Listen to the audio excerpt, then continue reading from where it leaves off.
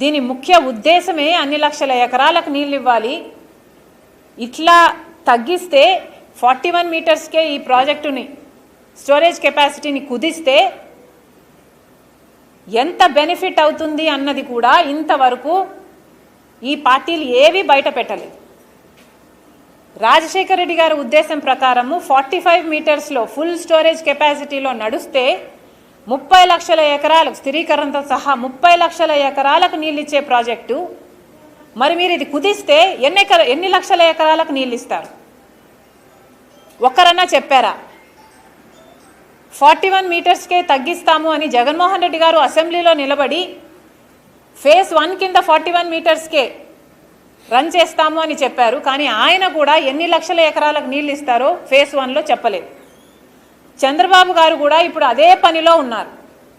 మన లోకేష్ గారు చాలా తెలివిగా ప్రాజెక్టు హైట్ ఏమీ తగ్గించట్లేదు అంటున్నారు. సార్, ప్రాజెక్టు హైట్ తగ్గిస్తున్నారని మేము కూడా అంటం లేదు. ప్రాజెక్టు హైట్ 45 మీటర్స్లో ఉన్నా కూడా స్టోరేజ్ కెపాసిటీని మీరు 45 మీటర్స్లో రన్ చేయకుండా 41 మీటర్స్ వరకే మీరు వాటర్ని స్టోరేజ్ చేస్తే దాని డిఫరెన్స్ చాలా ఉంటుంది. అది మేము అడుగుతున్నాం. మీరు కట్టి ఉపయోగించుకోకపోతే ఏమిటి లాభం అని అడుగుతున్నాం. ప్రాజెక్టు హైట్ ఏమో 45 మీటర్స్ వరకు కట్టి వాటర్ స్టోరేజ్ అంతకంటే ఎక్కువ మీరు పెట్టుకోవడానికి వీల్లేదు అని కేంద్రం చెప్తుంటే మీరు 41 మీటర్స్కే నీళ్ళు కుదిస్తే మరి ఎన్ని లక్షల ఎకరాలకు నీళ్ళు ఇస్తారు? 1 లక్షకి ఇస్తున్నారా? 2 లక్షలకి ఇస్తున్నారా? ఎన్ని లక్షల ఎకరాలకు నీళ్ళు ఇస్తున్నారు? దీని మీద క్లారిటీ కావాలి. శ్వేతపత్రం రిలీజ్ చేయండి.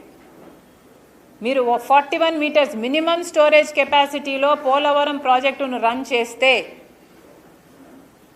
ఎన్ని లక్షల ఎకరాల కొత్త ఆయకట్టు వస్తుంది? ఎన్ని లక్షల ఎకరాలకు స్టెబిలైజేషన్ అవుతుంది? ఎన్ని మెగావాట్ల హైడ్రో పవర్ చేస్తున్నారు? ఉత్తరాంధ్రలో ఎన్ని లక్షల మందికి, ఎన్ని గ్రామాలకు, ఎన్ని మండలాలకు, విశాఖపట్నంకి సంబంధించి డ్రింకింగ్ వాటర్ అయితేనేమి, పరిశ్రమలకు అయితేనేమి, ఇవన్నీ కూడా ఒరిజినల్గా పోలవరం ప్రాజెక్టులో ఉన్న ఇంటెన్షను.